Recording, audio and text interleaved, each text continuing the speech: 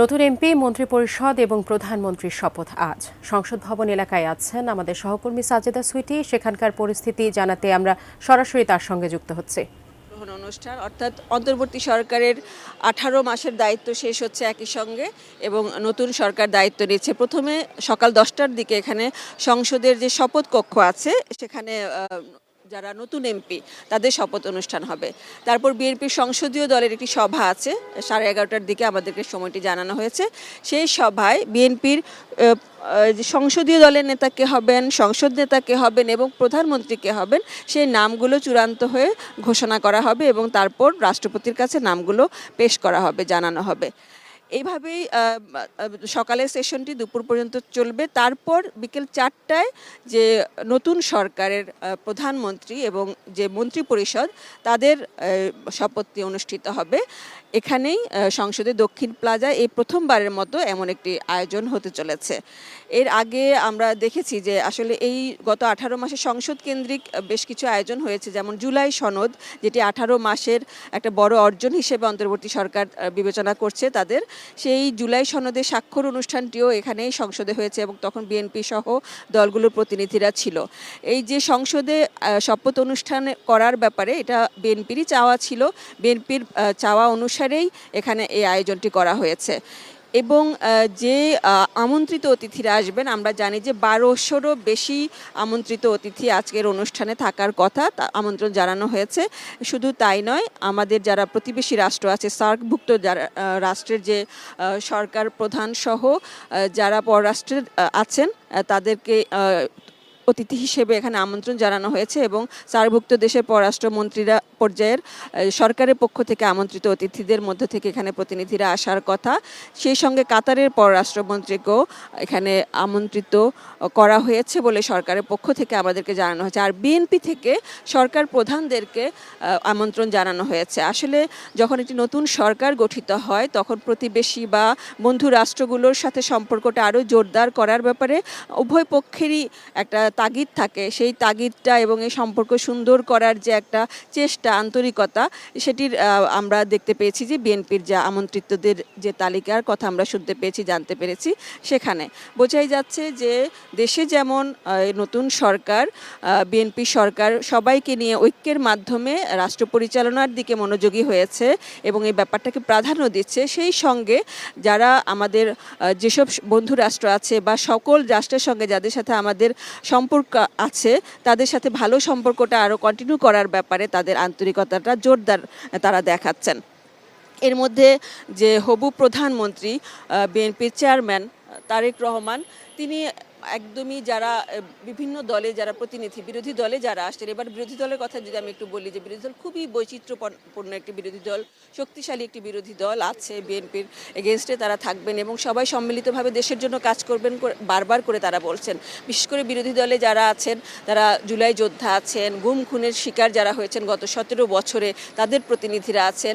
এই কারণে বৈচিত্র্যপূর্ণ, কারণ তারা দেশের স্বার্থে সবাই একভাবে কাজ করবেন এবং সরকারের যদি কোনো ভুল ত্রুটি থেকে থাকে কিংবা সরকারকে যদি কোনো পরামর্শ বা চাপ প্রয়োগ করে হলেও যদি দেশের কল্যাণের জন্য কাজ করা যায় সেই চাপটা তারা করার এখতিয়ার রাখেন এবং সেই আন্তরিকতাটা তাদের মধ্যে থাকবে। তারা বলছেন সরকারকে, নতুন সরকারকে, তারেক রহমানের নেতৃত্বে যে সরকার হবে সেটিকে সব দল মত নির্বিশেষে তারা সহযোগিতা করার চেষ্টা করবেন, দেশের স্বার্থে সরকারের ভুলগুলো ধরিয়ে দেওয়ার চেষ্টা করবেন, কঠোর সমালোচনার জায়গাগুলো তারা ঠিক থাকবে।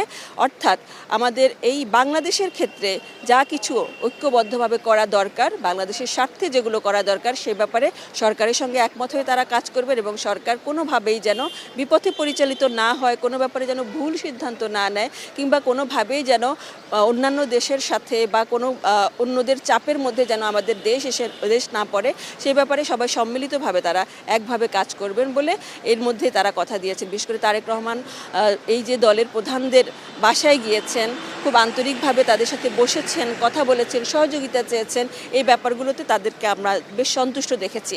এর আগে যখন তারা জয়লাভ করেছেন, যখন চূড়ান্তভাবে আমরা ফলাফলগুলো দেখেছি, আমরা দেখেছি যে অন্তর্বর্তীকালীন সরকারের প্রধান উপদেষ্টা ডক্টর মোহাম্মদ ইউনূস, তারেক রহমান, তারপর ডাক্তার শফিকুর রহমান এবং নাহিদ ইসলাম এনসিপির যে প্রধান আহ্বায়ক, এনসিপির আহ্বায়ক নাহিদ ইসলামকে তিনি ফোন করেছেন এবং বার্তা দিয়েছেন, ফোন করেছেন। সবভাবেই তিনি একটাই আহ্বান তাদের প্রতি জানিয়েছেন যে দেশের স্বার্থে সবাই যেন এক হয় এবং এই যে সবাই সুন্দর একটি জয় পেল, ভালো একটি নির্বাচন হলো, ঐতিহাসিকভাবে একটা নির্বাচন হলো এবং গণতন্ত্রের পথে নতুন বাংলাদেশের যাত্রা শুরু হলো, এখানে যেন সবাই যার যার জায়গা থেকে খুব ভালোভাবে ভূমিকা পালন করেন সে আহ্বান তিনি রেখেছেন। গতকাল জাতির উদ্দেশ্যে ভাষণ দিয়েছেন প্রধান উপদেষ্টা। আজকের এই শপথ অনুষ্ঠানে তিনি থাকবেন এবং তিনি সহ যারা গণ্যমান্য ব্যক্তি ও সংশ্লিষ্ট সবাই থাকবেন। তিনি জাতির উদ্দেশ্যে তার শেষ ভাষণে সবার দোয়া চেয়েছেন এবং সবার কাছ থেকে বিদায় নিতে গিয়ে এটি বলেছেন যে যে ধারা চলেছে গণতন্ত্রের পথে, বাক স্বাধীনতার পথে, জবাবদিহির পথে, এই ধারা যেন কোনোভাবে বন্ধ করে না দেওয়া হয়, এই ধারা যেন চলতে দেওয়া হয় বা আমাদের যারা নতুন প্রজন্ম তাদেরকে যেন শেখানো হয় যে যারা রাষ্ট্র পরিচালনায় থাকবে তারা যেন কোনোভাবে স্বৈরশাসক হতে না পারে, বিপথে পরিচালিত না হতে পারে। সেই ব্যাপারে কিভাবে কঠোরভাবে নিয়ন্ত্রণ করতে হবে শাসকদেরকে, সেটি যেন আমরা আমাদের নতুন প্রজন্মকে শিখিয়ে দেই, জানিয়ে দেই এবং তারা যেন রাষ্ট্র পরিচালনায় ভূমিকা রাখতে পারে।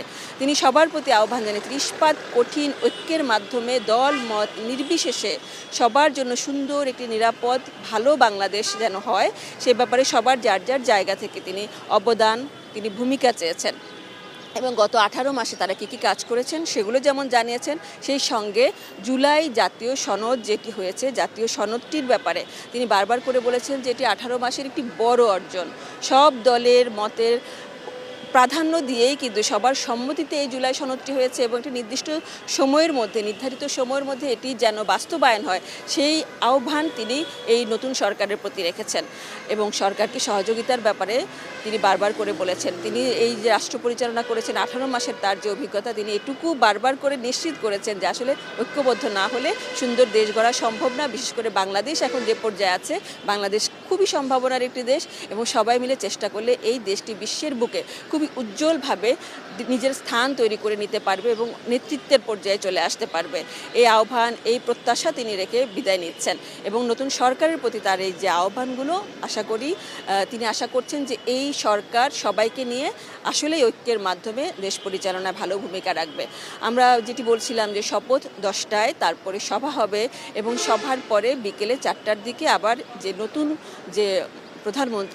যে মন্ত্রিপরিষদ তারা শপথ নেবেন এবং নতুনভাবে এই দেশটি আবারও গণতন্ত্রের পথে যাত্রা শুরু করবে। তারা এভাবে করে বারবার করে তারা তাদের জায়গা থেকে তাদের অঙ্গীকারটা, প্রতিশ্রুতিটা তারা জনগণের উদ্দেশ্যে তুলে ধরছেন এবং আহ্বান জানাচ্ছেন সবাই যেন তাদেরকে সহযোগিতা করেন।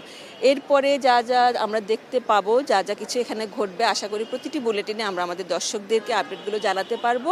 আশা করছি তারা আমাদের পর্দায় থাকবেন। এই পর্যন্তই।